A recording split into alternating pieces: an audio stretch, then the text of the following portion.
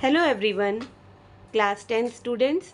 इस वीडियो में हम लाइफ प्रोसेसेस के सारे इम्पॉर्टेंट क्वेश्चंस करेंगे और इन क्वेश्चंस के थ्रू ये कोशिश की जा रही है कि आपके लिए एक फुल फ्लेश्ड वीडियो तैयार है जिसमें कोई भी ऐसा क्वेश्चंस छूटा नहीं है जो कि आपको एग्ज़ाम में ना आया हो। व्हाट आर लाइफ प्रोसेसेस से स्टार्ट करेंगे।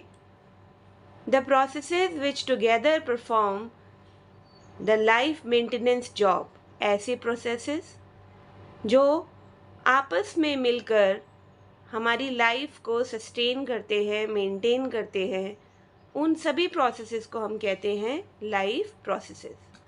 For example respiration, nutrition, transportation and excretion. बेटा ये वो प्रोसेसेस हैं जिनके बिना हम सरवाइव नहीं कर सकते। हमारी लाइफ के लिए जितना ज़रूरी रेस्पिरेशन का प्रोसेस है उतना ही ज़रूरी न्यूट्रिशन, ट्रांसपोर्टेशन और एक्सक्रीशन है। इन सभी प्रोसेसेस को मिलाकर ये चैप्टर बना है आपका जिसका नाम है लाइफ प्रोसेसेस। तो आपको समझ में आ गया होगा ये question. What our life processes? All those processes which together perform the life maintenance job. Next is, what is nutrition? Nutrition क्या है? बेटा ये वो प्रोसेस है जिसके थ्रू हम फूड इनटेक यानी खाना अपनी बॉडी के अंदर लेकर जाते हैं। कहाँ से? From the outside and transfer it inside. तो बहुत सारे मेथड्स आप पढ़ोगे न्यूट्रिशन के कि किस तरह से अलग अलग ऑर्गेनिजम्स में न्यूट्रिशन का प्रोसेस अलग अलग ढंग से होता है। जैसे आप इस चैप्टर में पढ़ोगे कि amoeba holozoic method of nutrition से अपना खाना लेता है, उसी तरह से पैरासिटिक, सैप्रोफिटिक और इंसेक्टिवोरस अलग अलग तरीके हैं न्यूट्रिशन के। तो सिंपल सा क्वेश्चन है, 1 मार्क्स में पूछा जाता है आपसे, what is nutrition? The process by which we take the food from outside and transfer it inside. Next question is, what are outside raw materials used for by an organisms. ये question आपकी NCERT blue questions का भी है जिसमें साफ साफ आपसे ये पूछा गया है कि रॉ मटेरियल्स के नाम आपने बताने हैं जो आपको कहाँ से मिल रहे हैं? आउटसाइड यानी इन्वायरमेंट से।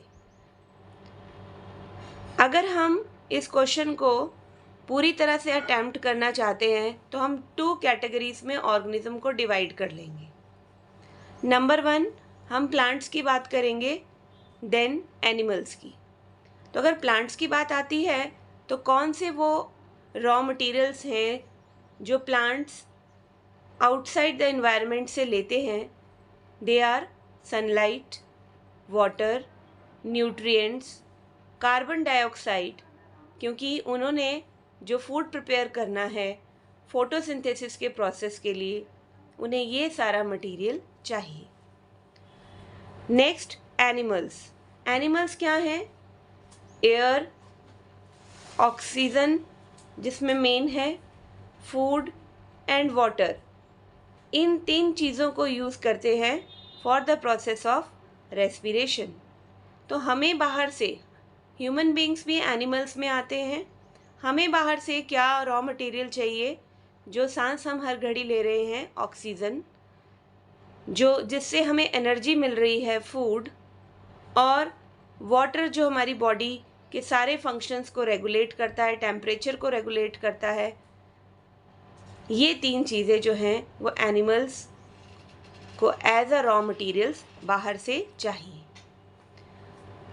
Next question is, what do you mean by respiration? आप रेस्पिरेशन से क्या समझते हो? रेस्पिरेशन क्या है? बहुत सारे बच्चे रेस्पिरेशन की डेफिनेशन ब्रीदिंग के साथ कनेक्ट कर देते हैं। बेटा breathing is a part of respiration, breathing is not a respiration process. कैसे? ब्रीदिंग में सिर्फ डेफिनेशन ली जाती है taking oxide inside and excelling the carbon dioxide, यानी हम ऑक्सीजन इनहेल कर रहे हैं और कार्बन डाइऑक्साइड को एक्सेल कर रहे हैं। तो ये प्रोसेस हमारा लंग्स तक कंसिडर किया जाता है, उसे हम सिंपली डेफिनेशन दे देते हैं, उसको क्या नाम दे देते हैं, ब्रीदिंग। लेकिन जब हम बात करते हैं रेस्पिरेशन की, तो जो ये हमने एक्वायर की है ऑक्सीजन आउटसाइड द बॉडी से, हम इसको यूज़ कर रहे हैं बॉडी के वेरियस सेल्स में for what, for breakdown of glucose the simple food for cellular needs, and ATP production takes place there. As a waste, water, carbon dioxide is produced. Respiration is done in all the cells of body. Respiration ही वो method है जो हमें energy provide करता है, जहाँ पर हम oxygen की यूटिलाइजेशन करते हैं ब्रेकडाउन ऑफ फूड के लिए। तो अब आपने अच्छी तरह से समझ लिया कि ब्रीदिंग और रेस्पिरेशन में क्या डिफरेंस है। तो आइए अब डेफिनेशन में आपको यहाँ पढ़कर बताती हूँ, आपके लिए और भी इजी हो जाएगा रेस्पिरेशन को डिफाइन करना। The process of acquiring oxygen from outside, acquiring का मतलब एक्वायर लेना, from where, outside the body, and to use it in the process of breakdown of food sources and cellular needs. This is known as respiration. Next बेटा हमारा question है इसी chapter में से, Why is diffusion insufficient to meet the oxygen requirements of multicellular organisms like humans? ये question आपके blue questions में भी दिया हुआ है और जो आपकी एनसीईआरटी की एक्सप्लेनेशन है वहाँ से भी ये क्वेश्चन फ्रेम होता है। डिफ्यूजन में आपको पहले समझा दूं क्या होता है बच्चे। डिफ्यूजन का मतलब है exchange of materials from the membrane, from the plasma membrane as you have studied in class 9th, from high concentration to low concentration without the use of ATP energy, that is known as diffusion. अब question क्या है यहाँ पे कि ये जो method है diffusion का जिसमें मूवमेंट हो रही है हाई टू लो कंसंट्रेशन, ये इनसफिशिएंट क्यों है, यानी प्रॉपर रिक्वायर्ड क्यों नहीं है, ये पूरा क्यों नहीं पड़ता मल्टी सेलुलर ऑर्गेनिजम्स की ऑक्सीजन रिक्वायरमेंट्स को पूरा करने के लिए। क्योंकि आपको पता है ऑक्सीजन और कार्बन डाइऑक्साइड का एक्सचेंज डिफ्यूजन से होता है हमारी बॉडी में, लेकिन यहाँ पर क्वेश्चन ये है कि यूनिसेलुलर में तो डिफ्यूजन ठीक है लेकिन इनसफिशिएंट है ये मल्टी सेलुलर ऑर्गेनिजम्स की रिक्वायरमेंट्स, ऑक्सीजन रिक्वायरमेंट्स को पूरा करने के लिए, जिसमें हमारा ही एग्जाम्पल दिया है क्वेश्चन में लाइक ह्यूमंस। तो आइए इसका आंसर करते हैं कि क्यों डिफ्यूजन प्रॉपर नहीं है ह्यूमंस के अंदर, मल्टी सेलुलर ऑर्गेनिजम्स के अंदर ऑक्सीजन की रिक्वायरमेंट्स को पूरा करने के लिए। In multicellular organisms, all the cells may not be in direct contact with surroundings.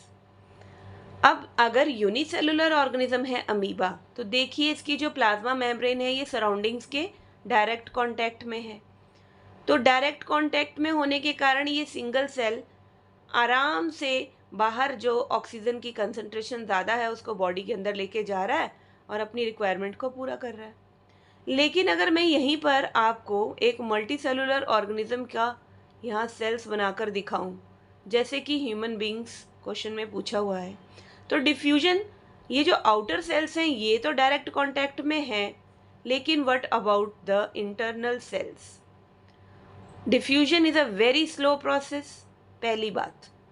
दूसरी बात, बहुत सारा टाइम लग रहा है इसको पास होने में, इंटरनल सेल्स तक पहुंचने में।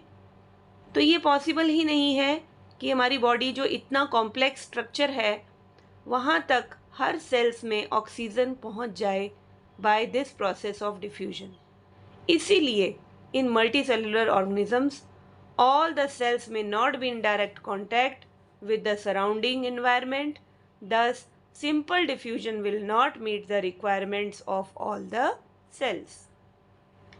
Next question is, Why in a single celled organism no specific organs for nutrition, respiration and excretion is needed? Question का मतलब समझिए। सिंगल सेल्ड ऑर्गेनिज्म यानी कि हमारा प्यारा अमीबा। आप पैरामीशियम का भी एग्जाम्पल ले सकते हो, यूग्लिना का भी, क्लमाइडोमोनास का भी ले सकते हो, लेकिन सबसे प्यारा हमारा जो बायोलॉजी में यूनिसेलुलर ऑर्गेनिज्म यूज़ हुआ है that is amoeba. Single celled organism amoeba, जिसके स्पेसिफिक ऑर्गन्स नहीं होते, सिंगल सेल है, नाम से ही पता लग रहा है, यूनिसेलुलर है। इसको न्यूट्रिशन, रेस्पिरेशन, एक्सक्रीशन, है ना, ये सारी चीज़ों को, सारे प्रोसेसेस को करने के लिए अलग अलग ऑर्गन्स क्यों रिक्वायर्ड नहीं है? क्यों नहीं है इसके पास स्पेसिफिक ऑर्गन्स? सीधी सी बात है, पहले ही आंसर दे चुकी हूँ मैं डिफ्यूजन वाले क्वेश्चन में। पूरा का पूरा सरफेस जो अमीबा का है, entire surface, that is in direct contact with the environment. तो डायरेक्ट कॉन्टैक्ट होने के कारण न्यूट्रिशन का प्रोसेस भी सेल मेम्ब्रेन से हो रहा है। सूडोपोडिया जो हैं वो फूड को इनगल्फ कर रहे हैं फूड वैक्यूल बना के। उसी वैक्यूल में डाइजेस्टिव एंजाइम्स हैं जो उसे डाइजेस्ट कर रहे हैं, और एक्स्ट्रा वेस्ट जो है वैक्यूल के थ्रू ही सेल मेम्ब्रेन के बाहर एक्सक्रीट आउट हो जा रहा है। यही कारण है कि अमीबा को स्पेसिफिक ऑर्गन्स की ज़रूरत नहीं है for nutrition, respiration and excretion. बेटा next question, what is excretion? Excretion का प्रोसेस क्या है? देखने में बच्चे ये सिंपल से क्वेश्चन लग रहे हैं, लेकिन जब हमें डिफाइन करने को आते हैं तो हम इसकी अधूरी सी डेफिनेशन लिख कर आ जाते हैं एग्जाम्स में। हमने कोई भी रिस्क नहीं लेना है, चाहे छोटा क्वेश्चन है, लेंदी है, उसे प्रॉपर मेथड से कीजिए, फिर एग्जाम में बैठिए। What is excretion? The waste is needed to be removed. Body के अंदर वेस्ट का होना यानी कि पॉइजन का होना है। वेस्ट को रिमूव करना उतना ही ज़रूरी है जितना हम न्यूट्रिशन के प्रोसेस में इनटेक ऑफ फूड को समझते हैं। तो बेटा वेस्ट को रिमूव करने के लिए बॉडी से, है ना, जितना भी हमारा यूजलेस सब्सटेंसेस हैं जो हमें नहीं चाहिए बॉडी में, उनको हमने डिस्कार्ड करना है। ठीक है, कहाँ करना है? Outside the body. तो इसी प्रोसेस को हम नाम देते हैं एक्सक्रीशन का। Waste is needed to be removed from the body and discarded outside by a process known as excretion, जिसके लिए हमारे पास पूरा एक्सक्रीटरी सिस्टम है जो आप डिटेल में पढ़ोगे इसी लाइफ प्रोसेस के चैप्टर में। सबसे पहले हमारे पास जो एनसीईआरटी की बुक में आपका लाइफ प्रोसेस एक्सप्लेन किया गया है वो है न्यूट्रिशन।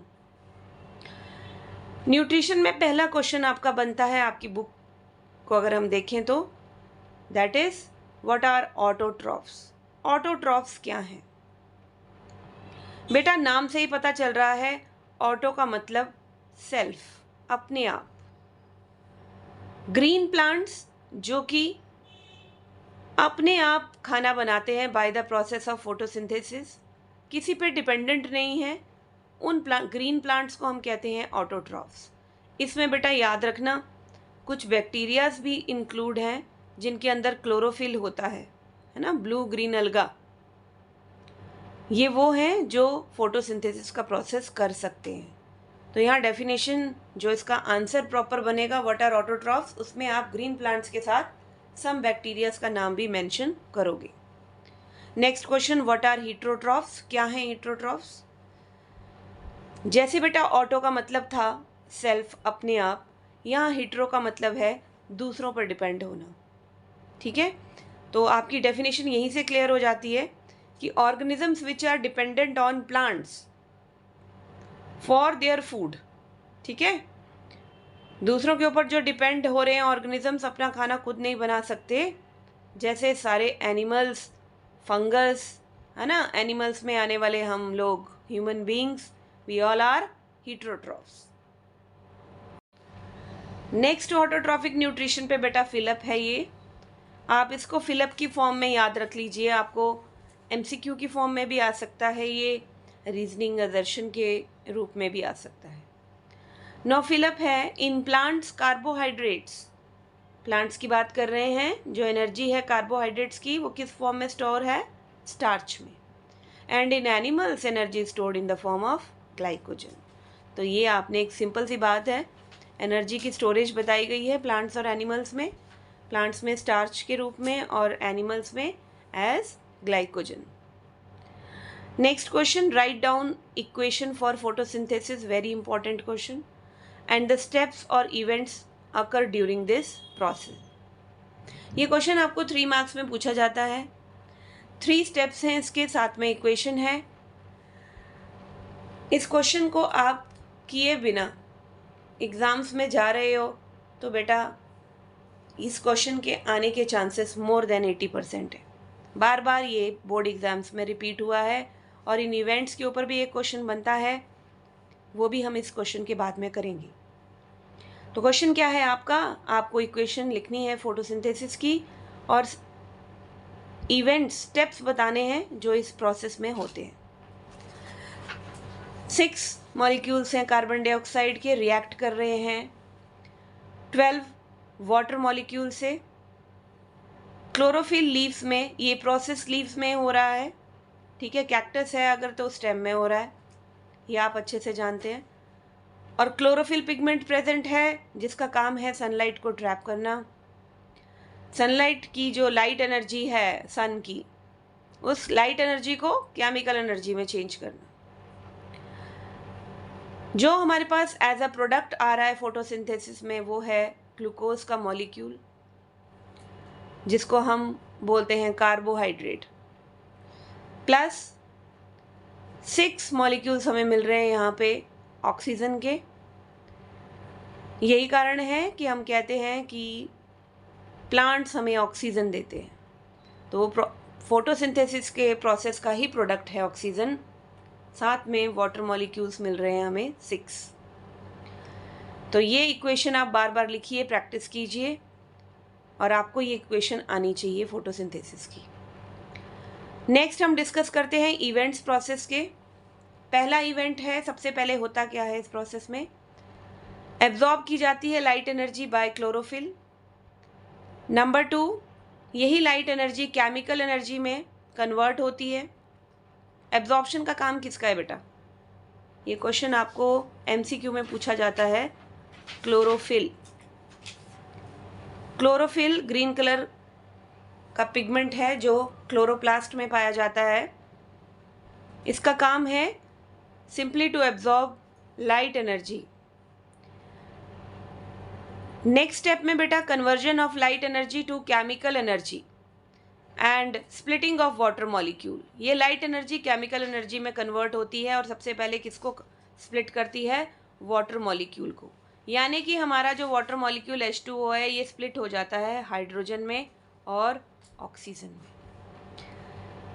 ये जो ऑक्सीजन है बेटा हमें पानी से मिल रही है जो फोटोसिंथेसिस में मिलती है। ये क्वेश्चन बहुत इंपॉर्टेंट है कि ऑक्सीजन जो प्रोडक्ट है वो हमें किसके कारण मिलता है, कार्बन डाइऑक्साइड के कारण, रॉ मटेरियल जो कार्बन डाइऑक्साइड है उसके कारण, या वाटर के कारण।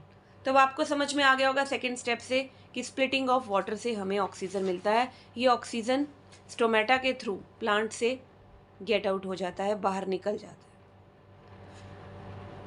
अब जो हमारे पास हाइड्रोजन बची है ये कहाँ यूज होनी है, ये देखो, reduction of carbon dioxide, reduction यानी एडिशन ऑफ हाइड्रोजन।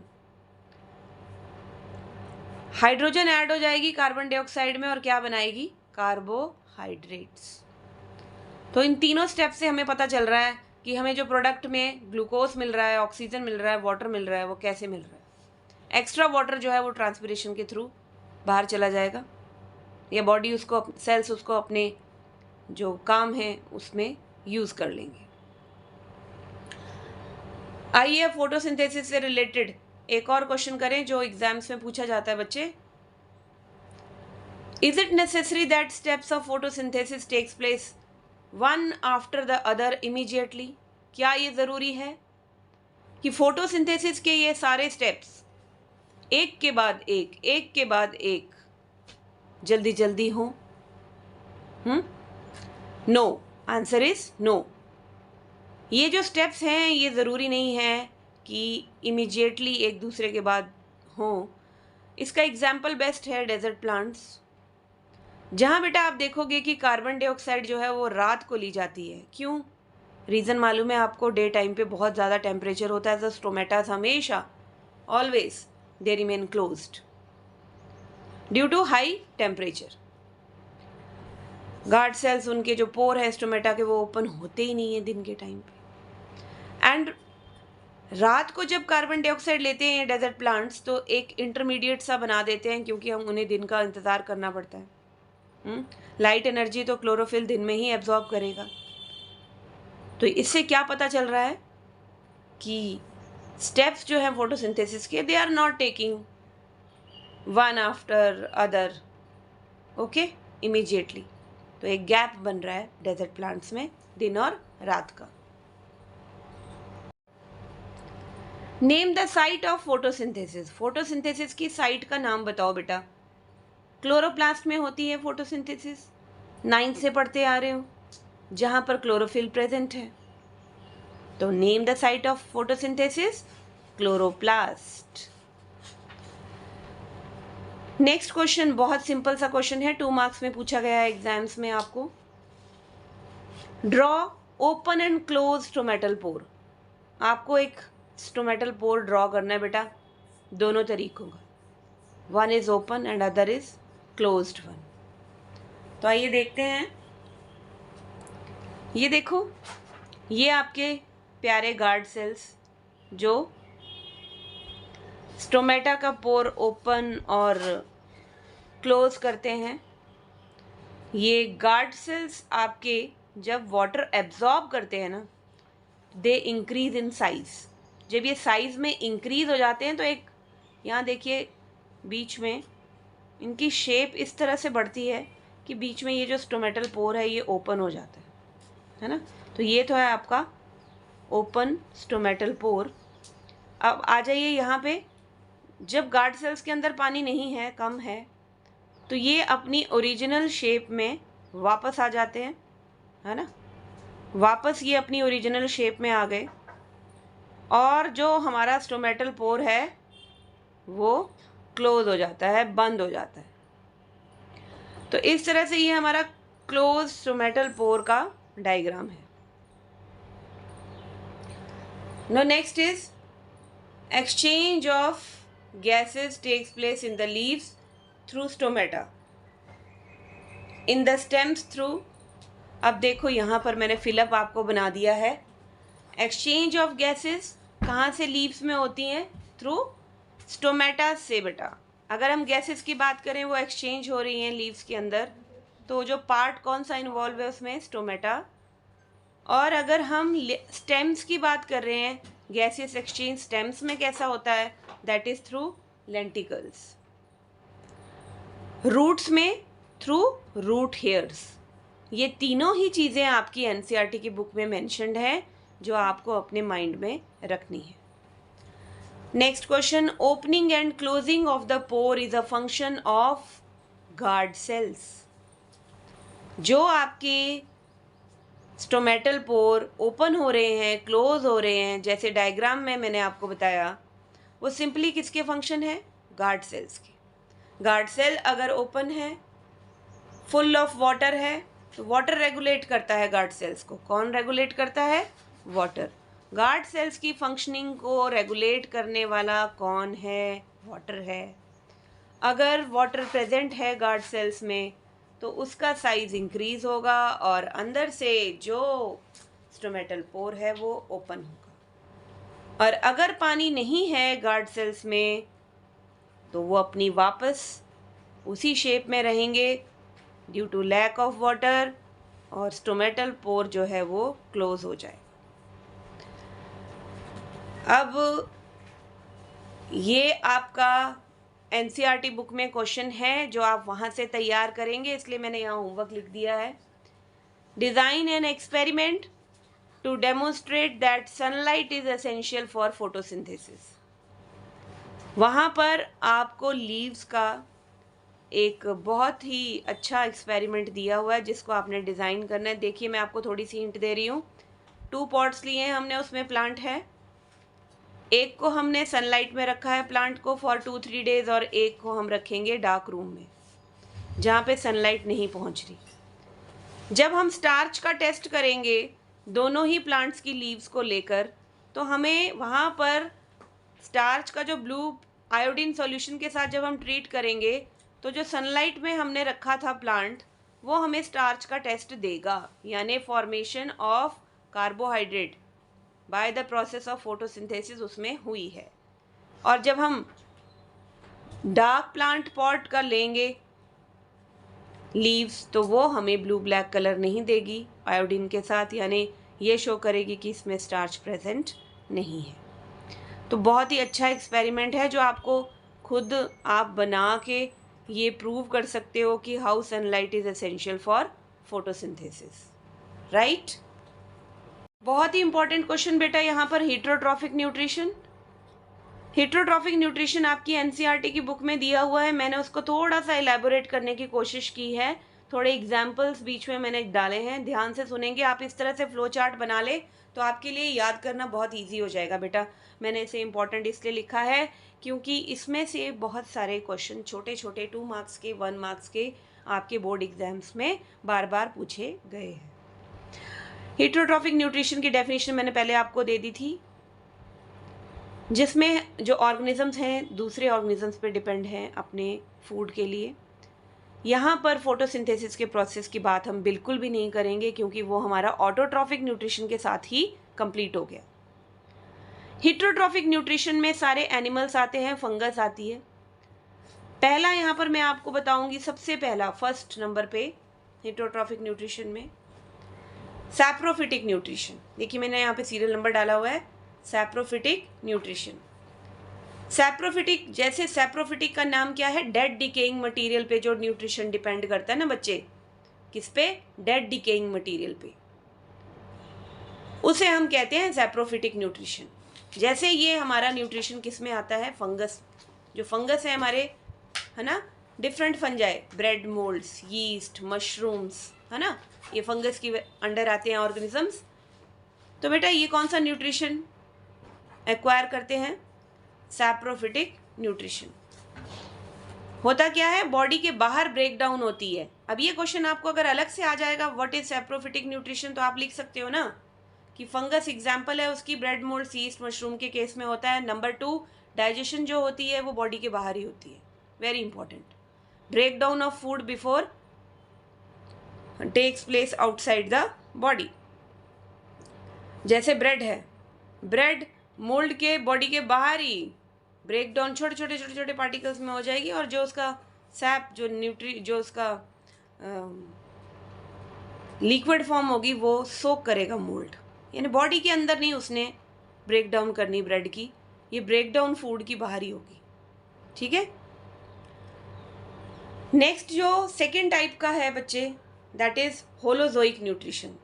यहाँ मैंने अंडरलाइन किया है इसको, होलोजोइक न्यूट्रिशन। सेपरेट भी पूछा जा सकता है, ये पूरा का पूरा क्वेश्चन बेटा आपको 3, 4, 5 मार्क्स में पूछा जा सकता है, मार्क्स के अकॉर्डिंग ही आपने इसको एक्सप्लेन करना है।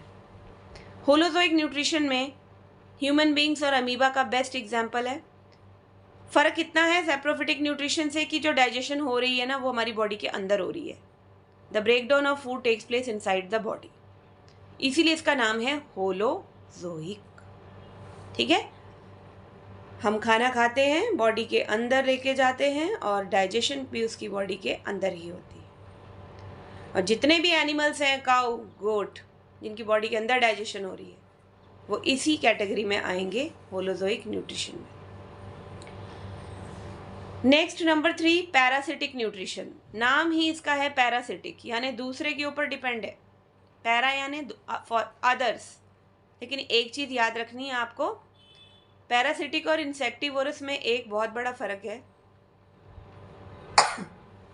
वो क्या है कि पैरासिटिक में जो ऑर्गेनिजम्स हैं वो दूसरे ऑर्गेनिजम्स पर डिपेंड हैं, जैसे कि लाइस, लीचेस, टेपवर्म्स, कस्क्यूटा, ये सारे अपनी न्यूट्रिशन लेते हैं। कस्क्यूटा जो है वो अदर प्लांट्स के केस में उसका नाम आएगा, और एनिमल्स जैसे लाइस, लीचेस, टेपवर्म्स, ये दूसरे एनिमल्स से अपना न्यूट्रिशन लेते हैं, उनकी बॉडी में रहते हैं विदाउट किलिंग देम, मारते नहीं हैं उन ऑर्गेनिजम्स को, बस अपना न्यूट्रिशन लेते रहते हैं। जो मेन होस्ट बॉडी है वो वीक होती जाती है, ये असर होता है पैरासिटिक न्यूट्रिशन में होस्ट के ऊपर। नेक्स्ट 4th वन, ये कैटेगरी आपको आपकी बुक में नहीं मिलेगी, मैंने ऐड की है, इंसेक्टिवोरस न्यूट्रिशन। प्लांट्स में आपने पिक्चर प्लांट नेपेंथिस का नाम सुना हुआ है, वो इस तरीके से अपनी न्यूट्रिशन लेता है बेटा। और जो इंसेक्ट्स बैठते हैं पिक्चर शेप्ड लीफ में, वो इंसेक्ट्स को ट्रैप करके, insects due to lack of oxygen उसकी डेथ हो जाती है, और उसकी बॉडी के जो डेड इंसेक्ट की बॉडी के जो न्यूट्रिएंट्स निकलते हैं उनको एब्जॉर्ब कर लेता है पिक्चर प्लांट। ये वो प्लांट्स हैं जिनको प्रॉपर न्यूट्रिशन सॉइल से नहीं मिल पाती, तो वो इंसेक्ट्स के जो डेड फॉर्म है उनकी बॉडी से जो न्यूट्रिएंट्स निकलते हैं उनको कंज्यूम करते हैं। ठीक है, तो ये हमारा क्वेश्चन बन गया एक हेटेरोट्रॉफिक न्यूट्रिशन का, बहुत बढ़िया। मैं कोशिश करती हूँ आपको डायग्राम्स के थ्रू समझाने की, फ्लो चार्ट्स बनाकर, सो दैट वो आपकी जो मेमोरी रिटेंशन है उसमें बनी रहे। Next is amoeba, paramecium, 2 organisms हैं हमारे। होलोजोइक न्यूट्रिशन आपको या फिर न्यूट्रिशन इन अमीबा का क्वेश्चन आ जाता है with the help of diagram, या फिर आपको कंपैरिजन में भी आ सकता है इन दोनों का। तो दोनों में ही होलोजोइक न्यूट्रिशन है, यूनिसेलुलर हैं ये। सूडोपोडिया अमीबा के केस में है, सीलिया पैरामीशियम के केस में है, जो फूड पार्टिकल को इनगल्फ करते हैं इनसाइड द बॉडी। फूड जो है that is digested, absorbed and excreted by the unicellular organisms by this method. Single cell से ही सारे प्रोसेसेस हो रहे हैं। यहाँ पे अमीबा का आपकी बुक में बहुत अच्छा सा डायग्राम बना हुआ है, वो मैं नेक्स्ट आपको समझाती हूँ। नेक्स्ट है बेटा हमारा न्यूट्रिशन इन ह्यूमन बींग्स। देखिए, न्यूट्रिशन इन ह्यूमन बींग्स में एलिमेंट्री कनाल से स्टार्ट होता है। एलिमेंट्री कनाल हमारे माउथ से स्टार्ट होकर ना एनस तक जाती है, longest canal of the body. It starts from mouth and ends up to anus. Mouth को हम कहते हैं buccal cavity. With the help of teeth the food is broken down into small parts. Teeth का function भी नहीं छूटना चाहिए, है ना। बक्कल कैविटी की बात कर रहे हैं तो हम टीथ, टंग, सलाइवा इन सब को छोड़ नहीं सकते। Secondly, saliva is secreted from salivary gland जो हमारे माउथ में प्रेजेंट है, हैविंग एंजाइम्स, जिसमें हमारा एंजाइम सबसे पहले जो इनकाउंटर करता है फूड के साथ दैट इज सैलिवरी अमाइलेज, जिसको हम टाइलिन भी बोलते हैं। सैलिवरी अमाइलेज क्या करता है, जो भी हम खाना खा रहे हैं, चपाती, राइस खा रहे हैं, कॉम्प्लेक्स स्टार्च, कॉम्प्लेक्स कार्बोहाइड्रेट ले रहे हैं, उसको सैलिवरी अमाइलेज सिंपल शुगर्स में कन्वर्ट करता है, जैसे माल्टोस। दूसरा जो बक्कल कैविटी में प्रोसेस हो रहा है, सॉफ्टन्स द फूड। सलाइवा का दूसरा फंक्शन, एक तो सैलिवरी अमाइलेज एंजाइम दिया है इसने हमें, जिसने कॉम्प्लेक्स स्टार्च को माल्टोस सिंपल शुगर में चेंज किया। दूसरा, सलाइवा सॉफ्ट कर रहा है फूड को, easy to swallow. Food mixed with saliva moves down in the alimentary canal. Okay, अब हमारा खाना नीचे आ गया ईसोफेगस में, फूड पाइप में। फूड पाइप का दूसरा नाम क्या है, ईसोफेगस। साइंस के बच्चे फूड पाइप बोलते अच्छा नहीं लगते, आप ये वर्ड यूज करेंगे ईसोफेगस। ईसोफेगस में भी बेटा पेरिस्टाल्टिक मूवमेंट्स होती हैं। पेरिस्टाल्टिक मूवमेंट्स होती हैं जो कॉन्ट्रैक्ट, रिदमिक कॉन्ट्रैक्शन हाँ होती रहती है मसल्स की। They produce these movements, peristaltic movements, जो फर्दर ब्रेक डाउन करते हैं फूड की। ओके, ये peristaltic movement through out elementary कनाल में होती रहती है। ईसोफेगस के पार्ट में ये ज़्यादा है। बहुत सारे स्फिंक्टर मसल्स हमारे एलिमेंट्री कनाल में एनस तक देखने को मिलेंगे। मेजर 5 हैं, मैं आपको उस पर भी एक क्वेश्चन देने वाली हूँ जो आपके लिए बहुत इम्पॉर्टेंट है। अब आप देखिए, फूड एंटर कर गया आपके स्टमक में ईसोफेगस से, है ना। Walls of stomach helps in digestion bye contracting. एक तो मैंने आपको बताया ना कि ये कॉन्ट्रैक्शन का प्रोसेस थ्रू आउट एलिमेंट्री कनाल में चलेगा, तो आपकी स्टमक की वॉल्स भी लगातार कॉन्ट्रैक्ट होती रहती हैं जो डाइजेशन में हेल्प करती हैं। यू बैग लाइक शेप है हमारे स्टमक की। The lining of stomach releases digestive juices बेटा रिलीज करते हैं स्टमक वॉल्स, जिनको स्टमक वॉल्स में जो ग्लैंड्स प्रेजेंट हैं उन्हें हम कहते हैं गैस्ट्रिक ग्लैंड्स। गैस्ट्रिक ग्लैंड्स में हमें 3 सिक्रीशंस मिलेंगी, HCl, पेप्सिन, म्यूकस। याद रखिए, अब तीनों का ही फंक्शन करना बहुत इंपॉर्टेंट है, छोड़ नहीं सकते हम। What is the role of HCl? HCl का क्या रोल है? It makes the medium acidic, बना देता है मीडियम को, और फैसिलिटेट्स करता है एक्शन किसके? जो हमारा एंजाइम रिलीज हो रहा है पेप्सिन, पेप्सिनोजन की फॉर्म में होता है, इनएक्टिव, लेकिन इसको एसिडिक मीडियम जब मिलता है तभी ये काम करता है, और एक्टिव फॉर्म में हम इसको बोलते हैं पेप्सिन। क्या काम है पेप्सिन का? प्रोटीन्स को डाइजेस्ट करना। तो प्रोटीन डाइजेशन ही होती है स्टमक में अकेली, याद रखना। इसके अलावा और किसी न्यूट्रिएंट की डाइजेशन नहीं होती स्टमक में, हमेशा याद रखो। दूसरा काम है HCl का, it kills the germs present in the food. बहुत ज़रूरी है, इनकेस अगर कोई जर्म एंटर कर जाता है तो उसका खात्मा कौन कर देता है स्टमक में? HCl। Pepsin is the breakdown of proteins into peptones. ये याद रखो कि प्रोटीन्स की कंप्लीट डाइजेशन नहीं होती स्टमक में, वो तो स्मॉल इंटेस्टाइन में ही होगी, लेकिन प्रोटीन्स को सिंपल फॉर्म पेप्टोन्स में, उनके बॉन्ड जो है प्रोटीन्स, आपको पता है ट्रिपल बॉन्ड प्रेजेंट होते हैं अमीनो एसिड्स में, जिनको पेप्टोन्स में चेंज करता है पेप्सिन। और जो आपका HCl ने एसिडिक मीडियम कर दिया था ना स्टमक का, अब स्टमक की लाइनिंग को तो खतरा है एसिड से।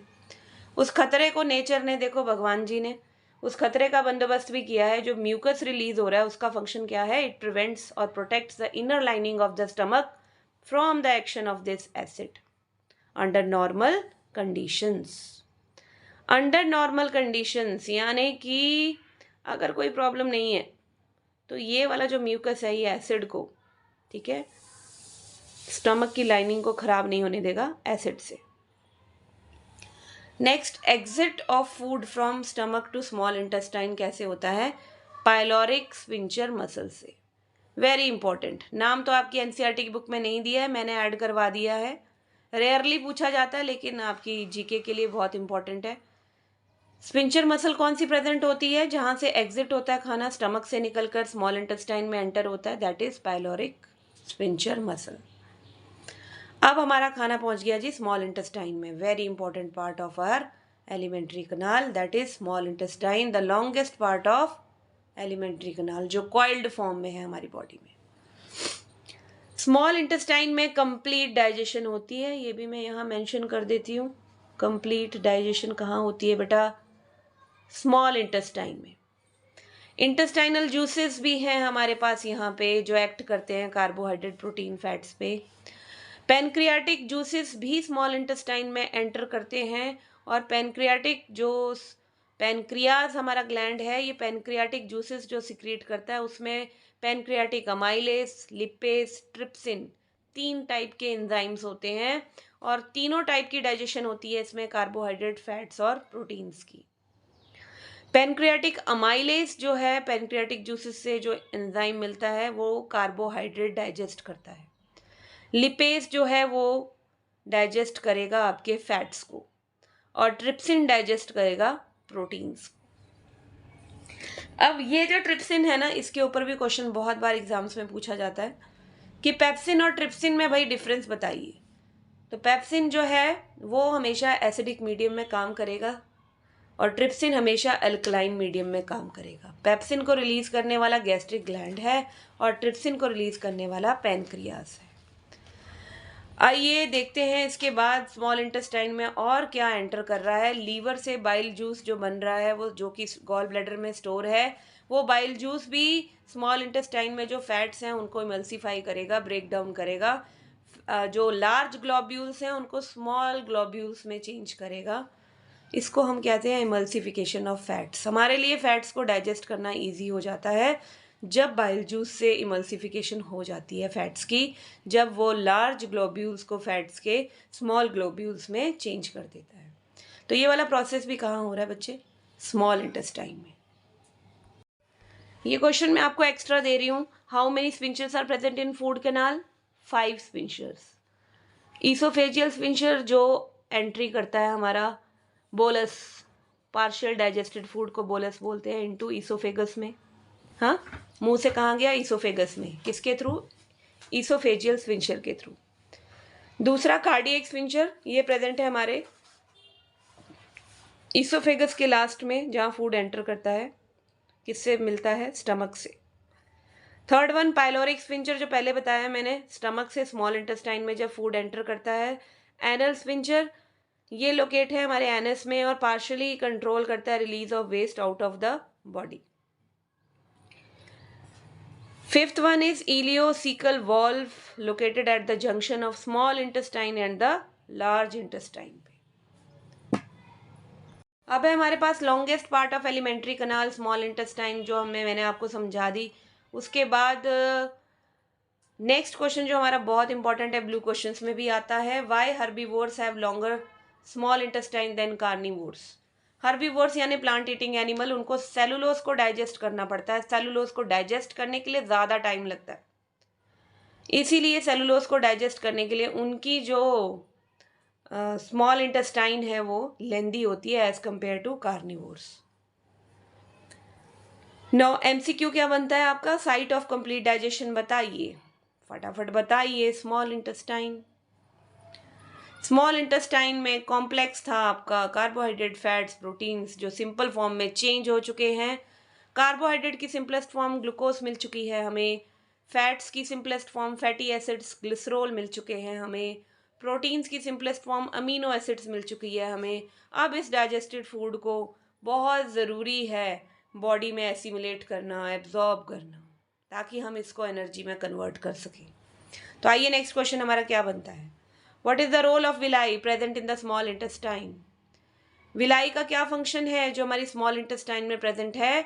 तो बच्चे, जो इनर लाइनिंग है स्मॉल इंटेस्टाइन की, उसमें बहुत सारी न्यूमरस फिंगर लाइक प्रोजेक्शंस हैं, ऐसे ऐसे ऐसे, जिनको हम क्या कहते हैं? विलाई।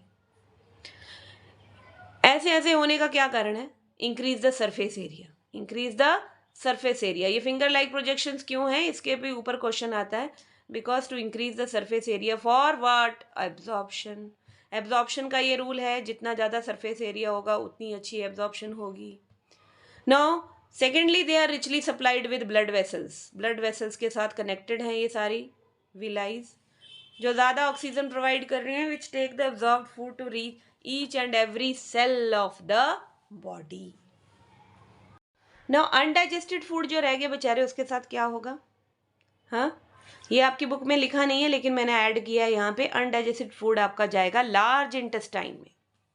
लार्ज इंटेस्टाइन से बच्चे ये आएगा कहाँ पे? इसमें अब फंक्शन भी पूछा जा सकता है ना लार्ज इंटेस्टाइन का। थोड़ा सा आप ये समझ लो कि लार्ज इंटेस्टाइन में सिर्फ और सिर्फ एब्जॉर्प्शन होगी वाटर की, वो भी अगर एक्स्ट्रा प्रेजेंट है, अदरवाइज नहीं। और इस एक्स्ट्रा वाटर की एब्जॉर्प्शन के बाद जो आपका अनडाइजेस्टेड फूड है, वेस्ट है, that is thrown out by anus with the help of which sphincter muscle? Anal sphincter muscle. यहाँ पे हमारा खत्म हो गया न्यूट्रिशन, आगे स्टार्ट होता है रेस्पिरेशन। आइए जरा रेस्पिरेशन में देखिए हमने क्या पढ़ना है। रेस्पिरेशन के प्रोसेस में एक्सप्लेन करना है हमने एक्सपेरिमेंट को, to show carbon dioxide is present in exhaling air of animals in humans. ये एक्सपेरिमेंट आपकी बुक में दिया है। बहुत अच्छा क्वेश्चन बनता है कि आपको ये बताना है कि जो एयर हम एक्सेल कर रहे हैं उसमें CO2 प्रेजेंट है, प्रूव करो। तो बेटा when we exhale into lime water, lime water का फॉर्मूला क्या होता है? CaOH2। केमिस्ट्री में भी आप पढ़ते हो। लाइम वाटर में जब हम एक्सेल करेंगे तो लाइम वाटर एकदम से मिल्की कन्वर्ट हो जाएगा, मिल्की हो जाएगा। क्यों? क्योंकि जो हमने एक्सेल किया उसमें कुछ ऐसा प्रेजेंट है जो लाइम वाटर के साथ रिएक्ट करके हमें कोई नया प्रोडक्ट दे रहा है। तो मैंने इस क्वेश्चन को इतना ईजी कर दिया ना आपके लिए, इक्वेशन की फॉर्म में लिख दिया। ये आपने कार्बन डाइऑक्साइड एक्सेल की है ना, रिलीज की, किसमें? लाइम वाटर में। ये हमारे रिएक्टेंट्स हैं, ठीक है। क्या बन रहा है? जो लाइम वाटर का कैल्शियम है वो कार्बन डाइऑक्साइड के साथ रिएक्ट करके कैल्शियम कार्बोनेट बना रहा है। यही कैल्शियम कार्बोनेट है जो जिम्मेदार है किसका, यही रिस्पॉन्सिबल है लाइम वाटर को मिल्की बनाने के लिए। ठीक है, when CO2 reacts with lime water it gives calcium carbonate which makes lime water milky। अब है बेटा breakdown of glucose by various pathways. ये आपकी बुक में भी बना हुआ है डायग्राम, बहुत अच्छे से समझेंगे इसको। ग्लूकोज है हमारे पास, फॉर्मूला C6H12O6, 6 कार्बन मॉलिक्यूल। पहला स्टेप जो सभी ऑर्गेनिजम्स में कॉमन होता है, कोई भी ऑर्गेनिज्म है, चाहे वो यीस्ट है, चाहे ह्यूमन बींग्स हैं, हाँ, चाहे एनिमल्स हैं, उनमें पहला स्टेप जो सेल के अंदर, किसके अंदर, सेल के अंदर की बात हो रही है, ये याद रखो। सेल के अंदर हमारा जो ग्लूकोज है ना, डाइजेस्ट होकर ये जो पहुंचा है, ठीक है, डाइजेशन के प्रोसेस के बाद, एब्जॉर्प्शन के प्रोसेस के बाद, ये जो ग्लूकोज ब्लड वेसल लेकर आई है ना हर सेल में, अब हमें इस ग्लूकोज से एनर्जी मिलेगी। तो सेल में हम, आपको पता है साइटोप्लाज्म है भाई, है ना, बहुत सारे सेल ऑर्गेनल हैं जो किस में फ्लोट कर रहे हैं, मस्ती मार रहे हैं, साइटोप्लाज्म में। साइटोप्लाज्म में पहला जो कॉमन स्टेप होएगा that is breakdown of glucose into pyruvate. Pyruvate 3 carbon molecule बनेगा यहाँ पे और 2 ATP एनर्जी रिलीज होती है।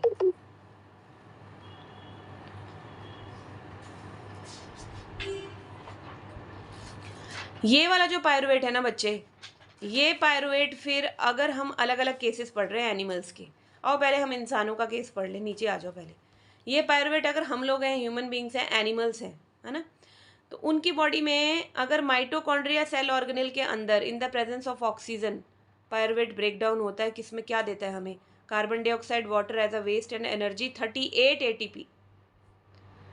यही वाला पायरुवेट अगर हम पढ़ते हैं हमारी बॉडी के मसल सेल्स में जहाँ पे ऑक्सीजन की थोड़ी सी कमी है, हाँ, प्रॉपर ऑक्सीजन नहीं पहुंच रही है, तो पायरुवेट किस में कन्वर्ट हो रहा है, लैक्टिक एसिड में, जो कि क्रैम्प्स डालता है, दर्द होती है बहुत आई, प्लस एनर्जी।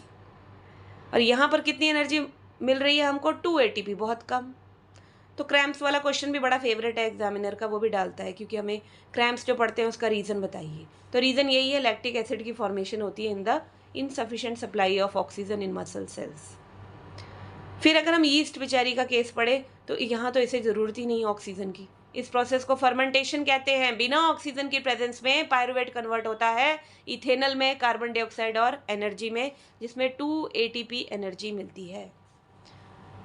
ठीक है, तो ये आपके ब्रेकडाउन हो गया, तिथा तिथा हो गया ग्लूकोज का।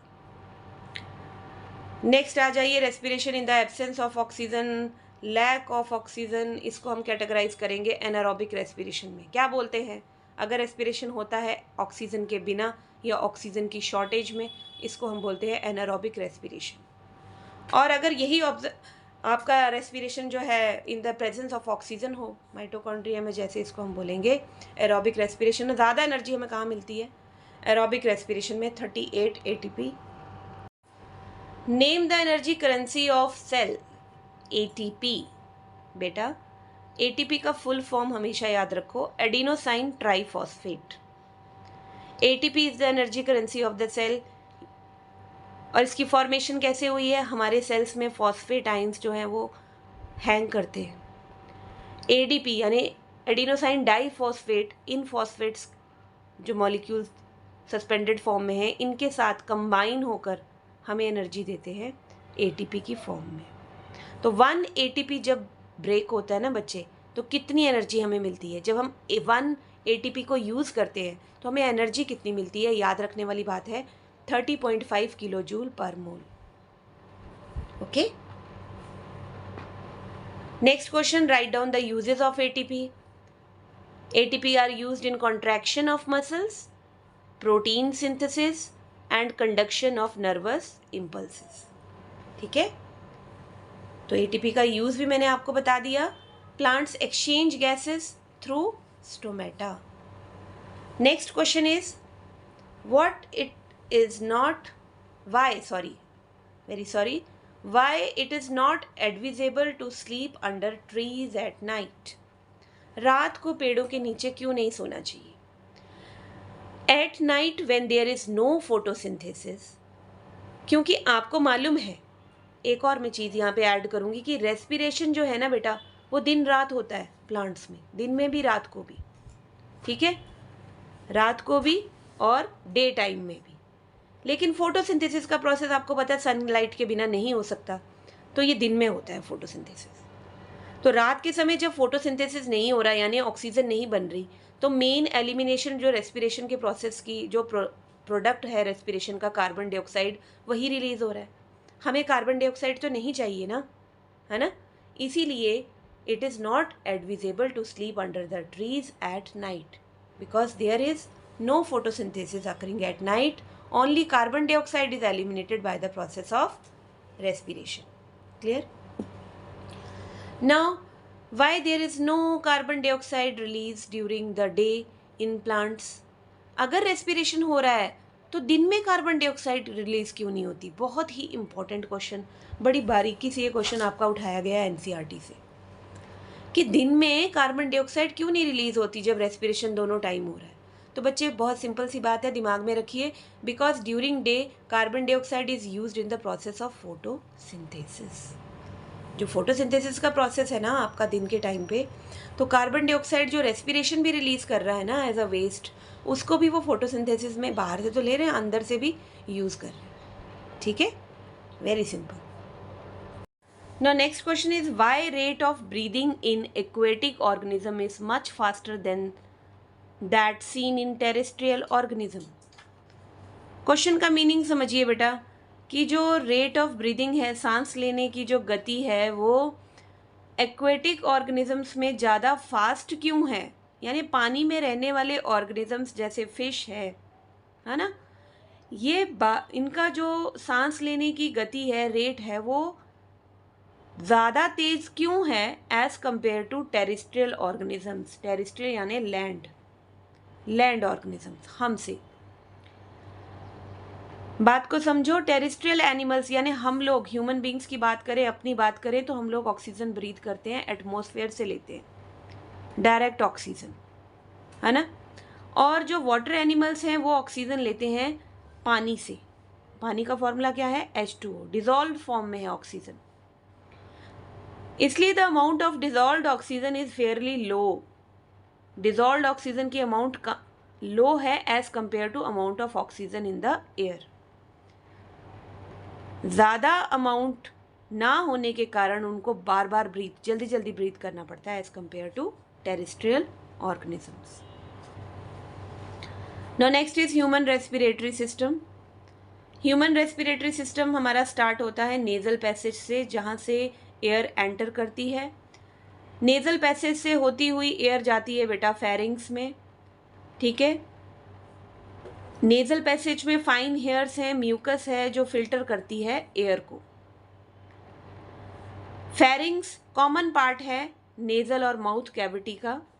फेरिंग्स के बाद एयर एंटर करेगी लैरिंग्स में जो हमारा वॉइस बॉक्स है। वॉइस बॉक्स के बाद थ्रॉट जो हमारा गला जिसको हम कहते हैं नेक एरिया। विंड पाइप है जिसमें ट्रैकिया यानी हमारी विंड पाइप।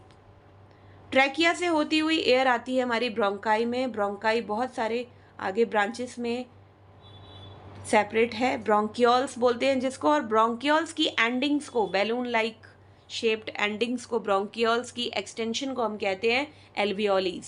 और ये एल्वियोलीज इतनी ज़्यादा इंपॉर्टेंट है क्योंकि यहाँ पे एक्सचेंज होता है गैसेस का। किसका एक्सचेंज होता है? गैसेस का। Exchange of gases like oxygen and carbon dioxide takes place in alveoles. These are the balloon-like structures whose walls contains network of blood vessels, capillaries.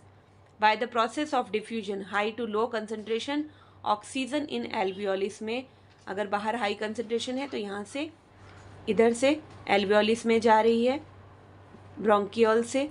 यहाँ ऑक्सीजन की कंसनट्रेशन ज़्यादा हो गई। बाहर हमारी ब्लड वेसल्स के पास कार्बन डाइऑक्साइड है impure blood के पास, तो यहाँ पर CO2 की कंसनट्रेशन ज़्यादा है, एल्वियोलिस में ऑक्सीजन की ज़्यादा है, तो ऑक्सीजन इस तरह से ब्लड में एंटर करेगा और कार्बन डाइऑक्साइड इस तरह से लंग्स में एंटर करेगी। अब बैलून लाइक शेप का फ़ायदा क्या है कि ये सरफेस एरिया बढ़ा देता है।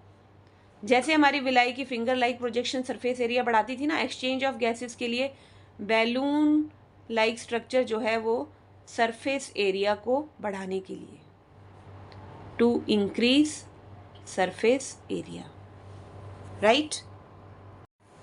When we breathe in, the ribs of lungs lift up and flattens the diaphragm. Muscle presents air filled in the space. जब हम बेटा सांस लेते हैं ना अंदर, तो हमारी जो रिब्स हैं लंग्स की, वो ऊपर की तरफ लिफ्ट अप टोकती है ना, और हमारा डायफ्राम जो है वो फ्लैट हो जाता है। Diaphragm is a muscle, it is a muscle which is present there, air filled in the space, और लंग्स की स्पेस में हवा भर जाती है। When we exhale out, the ribs moves in, ribs अंदर की तरफ जाती हैं, डायफ्राम मूव्स अप, अपनी ओरिजिनल शेप में आ जाता है, और जो लंग्स में residual volume of air present होती है ना। ये वाला क्वेश्चन भी है आपका। तो ये दोनों केसेस बताए हैं कब के, जब हम इनहेल करते हैं गैसेस को, और जब हम एक्सेल करते हैं। तो रोल क्या है डायफ्राम मसल का?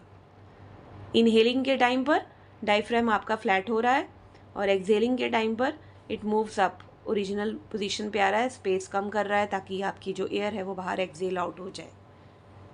नेक्स्ट इज रेजिडुअल वॉल्यूम क्या है, इस पे क्वेश्चन आता है। It is the amount of air that remains in the persons lungs after maximum acceleration. आपने एक्सेलेशन कर भी दी, उसके बाद भी कुछ अमाउंट एयर का बच जाता है आपके लंग्स में, that is known as residual volume. Now name the respiratory pigment of the human body, that is haemoglobin. Haemoglobin की वेरी हाई एफिनिटी होती है ऑक्सीजन के साथ, इसलिए ऑक्सीजन को कौन कैरी करता है? Haemoglobin. How CO2 is transported? CO2 is more soluble in water than oxygen. तो प्लाज्मा वाला पार्ट जो है हमारे ब्लड का, उसमें CO2 ट्रांसपोर्ट होती है। Next is transportation in human beings. तो ट्रांसपोर्टेशन इन ह्यूमन बींग्स होती है बेटा, हमारा जो ब्लड है ये ट्रांसपोर्ट करता है food, oxygen, waste material in our body. Fluid part इसका है प्लाज्मा। प्लाज्मा ट्रांसपोर्ट करता है फूड को, कार्बन डाइऑक्साइड को एंड नाइट्रोजनस वेस्ट को डिजॉल्व फॉर्म में। आरबीसीज हैं जो कैरी करते हैं ऑक्सीजन को। तो ये आपका इंपॉर्टेंट पार्ट स्टार्ट हो रहा है transportation in. Next question is why we need a pumping organ और हार्ट। हमें पंपिंग ऑर्गन की क्यों ज़रूरत है, हार्ट की क्यों ज़रूरत है? बेटा जो ट्रांसपोर्टेशन होती है ना फूड की, ऑक्सीजन की, सॉल्ट की, वेस्ट की हमारी बॉडी में, वो ब्लड के थ्रू होती है। इसलिए हमें पंपिंग ऑर्गन चाहिए ताकि हम ब्लड को पुश कर सकें पूरी बॉडी के अंदर। और हमारा पंपिंग ऑर्गन क्या है? हमारा प्यारा हार्ट, हमारा सुंदर सा हार्ट, सबसे खूबसूरत हार्ट। देखिए ये डायग्राम है हार्ट का। मैंने एक वीडियो में आपको बहुत सिंपल फॉर्म में how to draw human heart सिखाया है, आप मेरी उस वीडियो को देख सकते हो। डबल सर्कुलेशन की बात करेंगे हम यहाँ पे। तो दो पाथवेज मैंने इजी कर दिया आपके लिए कि blood cycle twice, it goes twice in our heart, इसलिए डबल सर्कुलेशन होती है हमारे अंदर। All parts of the body का इम्प्योर ब्लड, आपको पता है वेन्स कैरी करती हैं, ये पोर करती हैं इस ब्लड को right side of the heart में, यानी इस तरफ। यहाँ से right side of the heart में ये ब्लड जाता है हमारा राइट एट्रियम में, फिर राइट वेंट्रिकल में। राइट वेंट्रिकल से पल्मनरी आर्टरी इस ब्लड को उठाती है, कहाँ पहुँचा देती है? लंग्स में प्यूरिफाई होने के लिए। तो देखो किस तरह से ब्लड एंटर किया और बाहर हो गया, ये पहला साइकिल।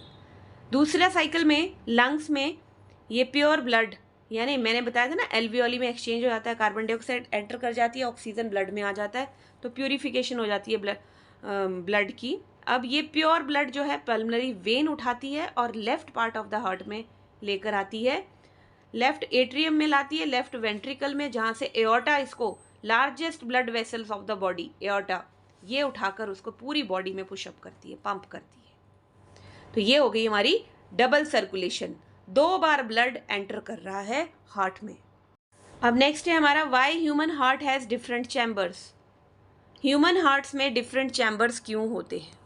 ठीक है, to prevent the oxygen rich blood और oxygenated blood from mixing with the blood containing carbon dioxide और डीऑक्सीजनेटेड ब्लड। सिंपल सी भाषा में समझा देती हूँ आपको। जो हमारा ऑक्सीजनेटेड ब्लड है, प्योर ब्लड है, उसको इम्प्योर ब्लड से मिक्स होने से बचाने के लिए हमारे हार्ट में चैम्बर्स होते हैं, ताकि उनकी मिक्सिंग ना हो जाए। हमें ऑक्सीजन की सप्लाई जो है ना वो डायरेक्ट चाहिए पूरी बॉडी में। वो कौन करेगा? ब्लड करेगा। मिक्स्ड फॉर्म में होगा तो इतनी जल्दी नहीं हो पाएगा ये सब। Why ventricles have thick walls as compared to atrium? Very important question. Ventricles जो है उनकी वॉल्स एट्रियम से ज़्यादा थिक क्यों होती हैं? तो बेटा वेंट्रिकल्स को पंप करना होता है ब्लड पूरी बॉडी में, इसलिए उनके ऊपर ज़्यादा प्रेशर पड़ता है ब्लड का. They have thicker muscular walls as compared to atrium. Now why walls are needed? Walls की ज़रूरत क्यों पड़ती है? वॉल्स की ज़रूरत क्यों पड़ती है? Walls ensure that blood does not flow backwards when the atria और वेंट्रिकल्स कॉन्ट्रैक्ट. वॉल्व ये इंश्योर करता है कि जो हमारा खून है ना, वो वापस ना जाए. जब एट्रियम में आ गया, वेंट्रिकल में आ गया, तो वापस ना जाए. ठीक है, तो इसीलिए वॉल्व्स की ज़रूरत पड़ती है. अब बर्ड्स और मैमल्स में हाई एनर्जी नीड्स होती है ऑक्सीजन की, इसलिए बर्ड्स और मैमल्स हमारे अंदर 4 चैम्बर्ड हार्ट होता है. एम्फीबियन और रेप्टाइल्स वो टॉलरेट कर लेते हैं mixing of oxygenated and deoxygenated blood, तो उनका हार्ट होता है बेटा 3 चैम्बर्ड. ये बहुत इंपॉर्टेंट चीज़ें हैं, याद रखो. मैंने कोई भी क्वेश्चन नहीं छोड़ा है लाइफ प्रोसेसेस का, इसलिए इस वीडियो को देखना बहुत इंपॉर्टेंट है आपके लिए, और आप अपने फ्रेंड्स को भी इसे फॉरवर्ड कीजिए ज़रूर. इस मेहनत को आप वेस्ट मत होने दीजिए. आपके काम में आए तभी मेरी वीडियो बनाना जो है सक्सेसफुल है, अदरवाइज इसका कोई मतलब नहीं. तो मैंने क्या कहा आपको? 4 चैम्बर्ड हार्ट प्रेजेंट है बर्ड्स और मैमल्स में, क्योंकि हमें हाई एनर्जी नीड्स, हमें ज़्यादा ऑक्सीजन चाहिए, है ना. कॉम्प्लिकेटेड स्ट्रक्चर है, कॉम्प्लेक्स स्ट्रक्चर है. एम्फीबियन और रेप्टाइल काम चला लेते हैं, इसलिए उनका हार्ट 3 चैम्बर्ड है. थोड़ी सी मिक्सिंग वो टॉलरेट कर लेते हैं इम्प्योर और प्योर ब्लड की. एक्वेटिक जो फिशेज़ हैं हमारी, 2 ही चैम्बर्स होते हैं, क्योंकि 1 साइकिल ऑफ सर्कुलेशन है ब्लड का. एक बार में जो गिल्स हैं वो फिल्टर करके ऑक्सीजन प्रोवाइड करवा देते हैं. ब्लड एक बार में जाता है, साफ होकर फिर आता है. अब बात आती है बेटा ब्लड प्रेशर की. आपकी एनसीईआरटी की बुक में बॉक्स बना हुआ है जहाँ पे ब्लड प्रेशर की इंफॉर्मेशन दी गई है. तो हमारी जो आर्टरीज हैं, है ना, the force that blood exerts against the wall of the vessels is called blood pressure. तो ये डेफिनेशन है आपकी. Define blood pressure. जो फोर्स एक्सर्ट करता है खून, ब्लड, हाँ, कहाँ पर? Against the wall of vessel, blood vessels की वॉल पे, उसे हम कहते हैं blood pressure, BP.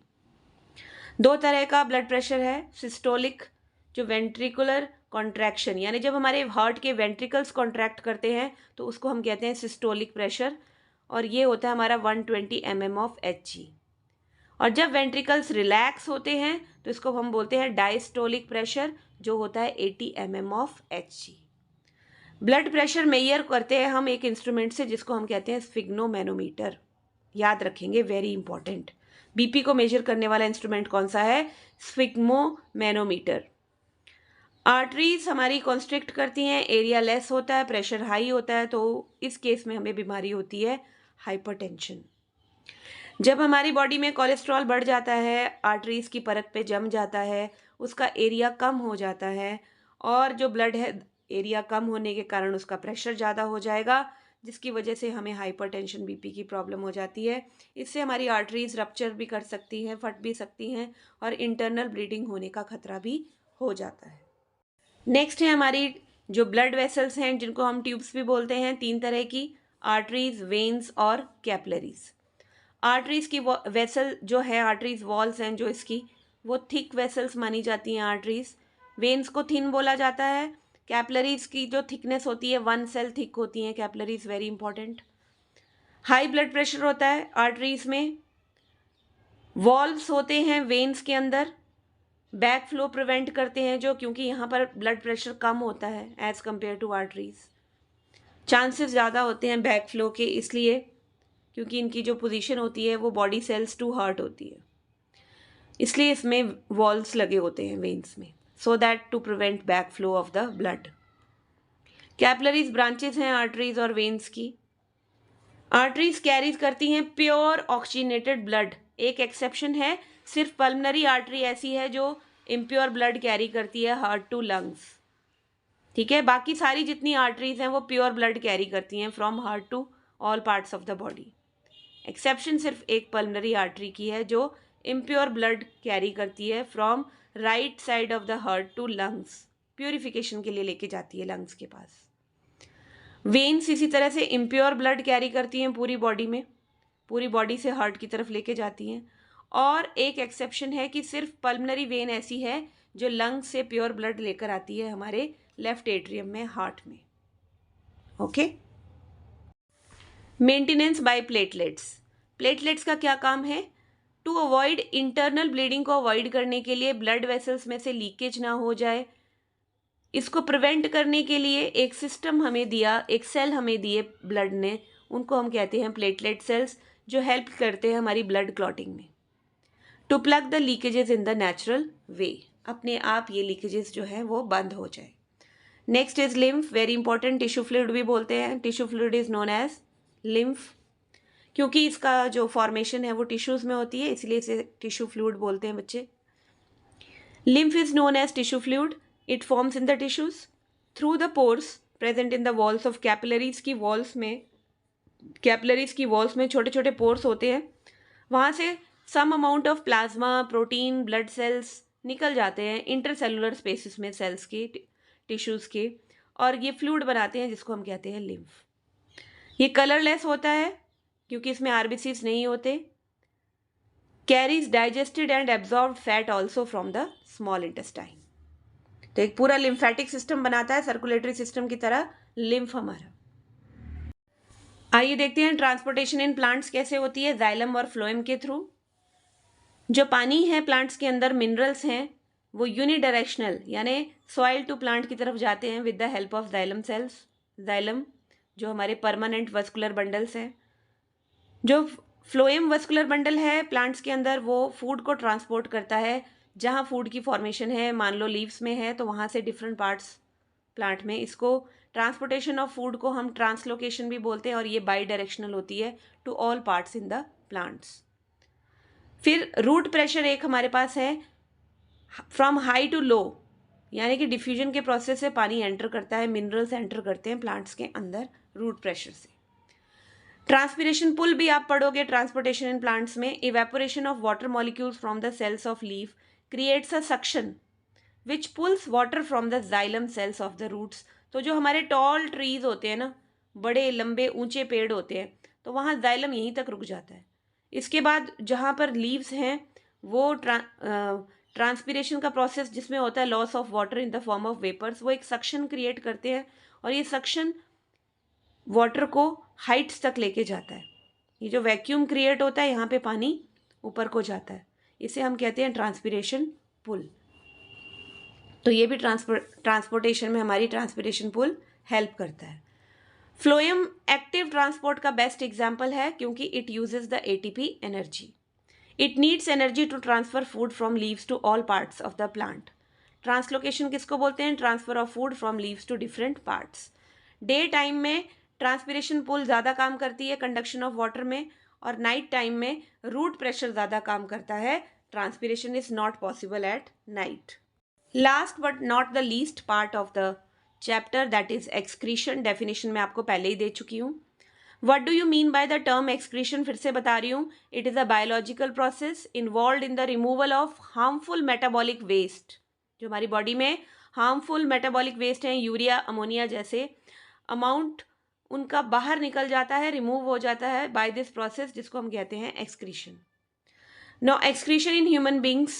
What are the excretory organs? Pair of kidneys, pair of ureter, urinary bladder, urethra. कहाँ पे यूरिन प्रोड्यूस होता है? किडनीज में। How urine is passed? Kidneys से यूरेटर, यूरेटर से यूरिनरी ब्लैडर, और यूरिनरी ब्लैडर से urethra के थ्रू हमारा जो यूरिन है वो पास होता है। ठीक है। नेक्स्ट क्वेश्चन है, how is urine produce? Urine कैसे बनता है बेटा? किडनीज के अंदर हमारा नाइट्रोजनस वेस्ट जो है, जैसे कि यूरिया और यूरिक एसिड, ये रिमूव होते हैं, हमारे ब्लड से अलग होते हैं by the help of filtration units. जो फिल्ट्रेशन यूनिट्स हैं जिनको हम नेफ्रॉन्स कहते हैं, उनकी मदद से। तो इस तरीके से हमारे जो नेफ्रॉन्स में किसकी फॉर्मेशन होती है किडनीज के अंदर? यूरिन की। ठीक है। नेक्स्ट बहुत इंपॉर्टेंट डायग्राम आपका बहुत बार पूछा गया है, draw well label diagram of the structure of a nephron. Functional unit of excretory system क्या है आपकी? नेफ्रॉन। यहाँ देखिए ये ग्लोमरुलस का पार्ट है, यहाँ पे ब्रांच ऑफ रीनल आर्टरीज आ रही है जो आगे फर्दर डिवाइड हो गई है बहुत सारी कैपिलरीज में। इस कैप्सूल को हम नाम देते हैं बोमेंस कैप्सूल। यहाँ पे छोटे छोटे से पोर्स हैं जिनके थ्रू जो यूरिन है वो सेपरेट होकर कहाँ जा रहा है, आपके ट्यूबुलर स्ट्रक्चर में, ठीक है। और जो हमारी रीनल आर्टरी की ब्रांच है वो भी साथ में ट्यूब्यूल्स के साथ में है to provide oxygen for respiration. अच्छा, इस ट्यूबुलर पार्ट में हमारी एब्जॉर्प्शन होगी वेरियस न्यूट्रिएंट्स की, वाटर, एक्स्ट्रा सॉल्ट की। ये जो लूप आपको दिख रही है यहाँ से लेके यहाँ तक, इसको हम बोलते हैं हेनलीज लूप, ठीक है। क्या कहते हैं हम इसे? हेनलीज लूप। यहाँ से आपका जो यूरिन है आगे पास होता हुआ यहाँ पे जाएगा, ठीक है, डिजिटल कॉन्वोलेटेड ट्यूब्यूल में, और कलेक्टिंग डक्ट में यहाँ पे कलेक्ट होगा और आगे यूरेटर से कनेक्टेड होता है ये, जिसके थ्रू, यूरेटर्स के थ्रू ये यूरिनरी ब्लैडर में जाता है, यूरिनरी ब्लैडर से यूरेथ्रा में और पास आउट हो जाता है। इसका भी डायग्राम आई थिंक मैंने वीडियो में दे रखा है, जहाँ जाकर आप सीख सकते हो how to make easy well label diagram of nephron. तो बेटा ये था आपका चैप्टर, आई होप आपको पसंद आया होगा। एक और लास्ट में एनसीईआरटी बुक में आपके बॉक्स बना हुआ है जिसमें आर्टिफिशियल डायलिसिस के बारे में बात की गई है ना, आर्टिफिशियल किडनीज़ के बारे में बात की गई है, डायलिसिस का जो प्रोसेस होता है वो बताया गया है, वो भी आप ज़रूर पढ़ के एग्ज़ाम में जाइएगा। Thank you for your patience, thank you for your support. और मुझे उम्मीद है कि ये मेहनत भरी वीडियो आपको खूब पसंद आई होगी। Thank you, have a nice day.